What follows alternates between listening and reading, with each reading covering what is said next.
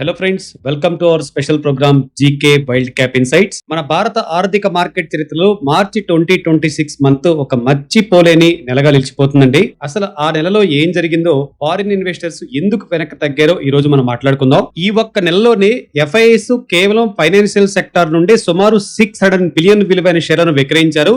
దీనివల్ల bank Nifty భారీగా పడిపోయింది. కానీ ఇది కేవలం ట్రైలర్ మాత్రమే అండి. మొత్తమే చూస్తే ఇండియన్ ఈక్విటీస్ నుండి ఎఫ్ఐలు ఏకంగా 1.12 ట్రిలియన్లు పైగా పెట్టుబడులను వెనక్కి తీసుకున్నారు. ఇటీవల కాలంలో ఇంత భారీ స్థాయిలో డబ్బు బయటకు వెళ్ళటం ఇదే మొదటిసారి. మనకి ట్విస్ట్ ఏంటంటే అండి, చిన్న షేర్లపై ఎఫ్ఐఎస్ మాత్రం కన్నుపడింది. ఒకవైపు కొంతమంది ఎఫ్ఐఎస్ అమ్మేస్తుంటే మరికొంతమంది ఎఫ్ఐలు మాత్రం సైలెంట్ గా ఒక రివర్స్ ప్లాన్ చేశారు. వాళ్ళు పెద్ద కంపెనీలు కాదని చెప్పేసి స్మాల్ క్యాప్ స్టాక్స్ పై దృష్టి పెట్టడం జరిగింది. ముఖ్యంగా జనవరి నుండి మార్చి 2026 మధ్య కాలంలో చాలా చిన్న కంపెనీలలో విదేశీ ఇన్వెస్టర్లు అంటే ఈ ఎఫ్ఐలు భారీగా పెట్టుబడులు పెట్టారండి. అందరూ భయపడుతున్న ఈ సమయంలో వాళ్ళు ఈ కంపెనీల్లో మాత్రం ఫ్యూచర్ చూసారని చెప్పుకోవచ్చు. ఈ క్వార్టర్స్ లో అంటే మార్చి 2026 నాటికి ఫారిన్ ఇన్వెస్టర్స్ లో ఆసక్తి చూపించిన ఒక 4 స్మాల్ క్యాప్ స్టాక్స్ ఏంటో ఇప్పుడు మనం వివరంగా మాట్లాడుకుందాం. మన లిస్ట్ లో మొదటి కంపెనీ శృంగార్ హౌస్ ఆఫ్ మంగళసూత్ర అండి. పేరు వింటేనే మనకు అర్థమైపోతుంది కదా వీరు దేనిలో స్పెషలిస్ట్ అని. డిసెంబర్ 2025 క్వార్టర్ లో ఈ కంపెనీలో ఎఫ్ఐఎస్ వాటా కేవలం 3.36% మాత్రమే ఉండేది. కానీ మార్చి 2026 నాటికి అది ఏకంగా 5.77% పెరిగింది. అంటే పెద్ద ఇన్వెస్టర్స్ ఈ కంపెనీపై నమ్మకం పెంచుకుంటున్నారు అని అర్థం చేసుకోవచ్చు. Company business and market share విషయానికి వస్తే వీరు 18K అండ్ 22K గోల్డ్ మంగళసూత్రాలను తయారు చేస్తారు. వీటిలో అమెరికన్ డైమండ్స్, ముత్యాలు మరియు ఇతర విలువైన రాళ్లను ఉపయోగిస్తారు. ఇండియాలోని ఆర్గనైజ్డ్ మంగళసూత్ర మార్కెట్ లో వీరికి దాదాపు 6% షేర్ ఉందండి. వీరి దగ్గర 15 కంటే ఎక్కువ కలెక్షన్స్ అండ్ 10,000 కంటే ఎక్కువ రకాల డిజైన్స్ ఉన్నాయి. ఇది పూర్తిగా B2B మోడల్. అంటే వీరు నేరుగా కస్టమర్లకు అమ్మకుండా హోల్సేలర్స్, రీటైలర్స్ అండ్ పెద్ద కార్పొరేట్ సంస్థలకు మాత్రమే సప్లై చేస్తారు. కంపెనీ ఫైనాన్షియల్ విషయానికి వస్తే గత 3 ఏళ్లలో ఈ కంపెనీ అద్భుతమైన వృద్ధిని సాధించిందండి. సేల్స్ వృద్ధి 21% CAGR, నికర లాభం 45% CAGR అండ్ ROE, ROCE సగటున 25% అండ్ 36% గా ఉన్నాయి. ఇది చాలా ఆరోగ్యకరమైన సంకేతం అని చెప్పొచ్చు. కంపెనీ భవిష్యత్తు ప్రణాళికల విషయానికి వస్తే మేనేజ్మెంట్ రీసెంట్ గా ఒక కీలకమైన అప్డేట్ ఇచ్చిందండి. ముంబైలోని తన మ్యానుఫ్యాక్చరింగ్ యూనిట్ ను మరింత పెద్ద స్థలానికి కందివలికి మార్చారు. దీనివల్ల వారి ఉత్పత్తి సామర్థ్యం ఏటా 2,500 కేజీల నుండి 4,000 కేజీలకు పెరుగుతుంది. అంతేకాదు రాబోయే రోజుల్లో కూడా 30% గ్రోత్ ని కొనసాగిస్తామని చెప్పేసి ధీమా వ్యక్తం చేస్తున్నారు. కంపెనీ స్టాక్ 52 వీక్స్ హై చూస్తే 266 ఉందండి. కంపెనీ 52 వీక్స్ లో చూస్తే 166 ఉంది. టోటల్ గా 52 వీక్స్ హై నుండి స్టాక్ 26.8% తగ్గిపోయి ఉంది. మన లిస్ట్ లో ఉన్న రెండో స్టాక్ ఫార్మా రంగంలో దిగ్గజం అయిన గ్రాన్యూల్స్ ఇండియా.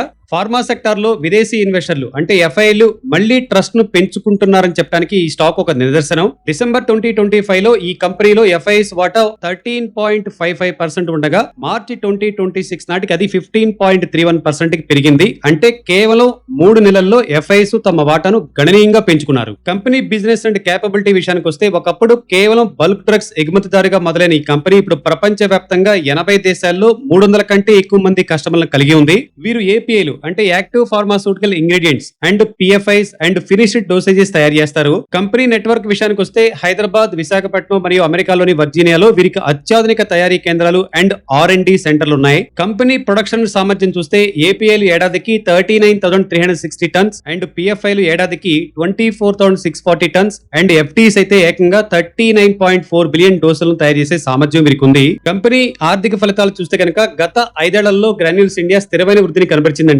సేల్స్ వృద్ధి CAGR 12%, నికర లాభం CAGR 8%, ROE 17%, ROCE 23% ఉన్నాయి. ఇది ఫార్మా సెక్టార్ లో చాలా మెరుగైన ప్రదర్శన చెప్పుకోవచ్చు. గ్రాన్యూల్స్ ఇండియా ఇప్పుడు తన వ్యూహాన్ని మార్చుకుంటుందండి. కేవలం సాధారణ మందులకే పరిమితం కాకుండా పోటీ తక్కువగా ఉండే కీలకమైన వ్యాధులకు సంబంధించిన మందులపై ఫోకస్ పెడుతుంది. Like CNS, central nervous system, ADHD, oncology, diabetes వంటి కొత్త ప్రొడక్ట్ లాంచ్లు అండ్ కీలక విభాగాల్లో వృద్ధి రాబోయే రోజుల్లో కంపెనీ లాభాలను మరింత పెంచుతాయని చెప్పేసి ఎనలిస్టులు భావిస్తున్నారు. మన లిస్ట్ లో మూడో కంపెనీ హౌసింగ్ ఫైనాన్స్ సెక్టర్ లో నమ్మకమైన పేరండి, రెప్కో హోమ్ ఫైనాన్స్. ముఖ్యంగా మిడిల్ క్లాస్ ప్రజలకు ఇళ్ల రుణాలను అందించడంలో ఇది చాలా పాపులర్. సార్. డిసెంబర్ 2025 కి ఈ కంపెనీలో విదేశీ ఇన్వెస్టర్స్ వాటా 12.68% ఉండగా మార్చి 2026 నాటికి అది 13.37% పెరిగింది. అంటే బ్యాంకింగ్ రంగంలో భారీ అమ్మకాలు జరుగుతున్నప్పటికీ ఈ కంపెనీలో మాత్రం విదేశీ పెట్టుబడులు పెంచడం గమనార్హం. రెప్కో హోమ్ ఫైనాన్స్ 2000 సంవత్సరంలో రెప్కో బ్యాంక్ అనుబంధ సంస్థగా ప్రారంభమైంది. దీని ప్రధాన కార్యాలయం చెన్నైలో ఉంది. ఉద్యోగస్తులు పాటు సొంత వ్యాపారం చేసుకునే వారికి వీరు గృహ రుణాలు అందిస్తారు. దక్షిణ భారతదేశంలో టైర్ 2 అండ్ టైర్ 3 నగరాల్లో వీరికి బలమైన నెట్వర్క్ ఉంది. అంటే చిన్న చిన్న పట్టణాల్లో ఇల్లు కట్టుకునే వారికి వీరు ప్రధాన ఆప్షన్ గా తెలుస్తున్నారని చెప్పొచ్చు. కంపెనీ ఫైనాన్షియల్ విషయానికి వస్తే గత 5 ఏళ్లలో ఈ కంపెనీ పనితీరు సేల్స్ వృద్ధి మాత్రం CAGR 5% ఉంది జస్ట్, అండ్ నికర లాభం CAGR 9% ఉంది.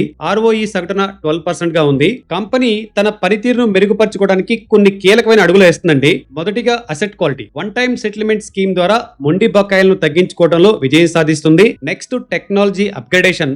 ఫిన్టెక్ కంపెనీల నుంచి పోటీ ఉన్నప్పటికీ రెప్కో తన ఐటీ సిస్టమ్స్ ని మారుస్తుంది.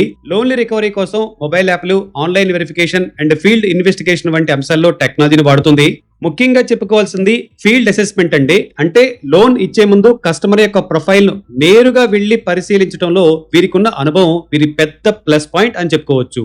ఈ రోజు మన లిస్ట్ లో చివరి కంపెనీ అగ్రో కెమికల్ సెక్టర్ లో దూసుకుపోతున్న శారదా క్రాప్ కెమ్. డిసెంబర్ 2025 క్వార్టర్ కి కంపెనీలో FIS వాటా 4.2% ఉండగా మార్చి 2026 నాటికి అది 4.6% పెరిగింది.